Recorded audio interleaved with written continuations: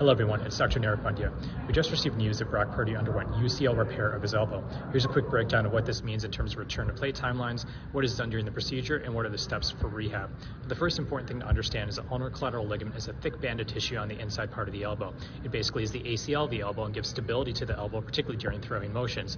It's particularly important for throwing athletes. Now, there are basically three main treatment options when a UCL is injured, particularly when it's a complete tear. Number one is non-operative treatment. This is particularly done for non-throwing athletes who have a stable elbow.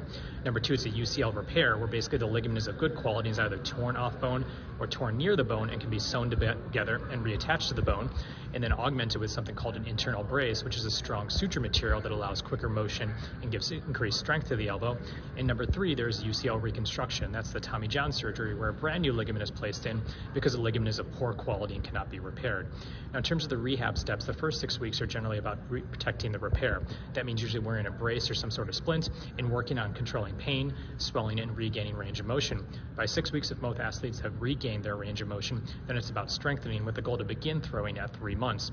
Now, along the way, there has to be good control of pain and swelling, and that motion needs to be maintained so that throwing can be started. And typically, this is a throwing program. Athletes aren't going out and throwing 40, 50 yards right away. They begin a slow, gradual ramp up with the hope that at 6 months, athletes can return to full play and take contact.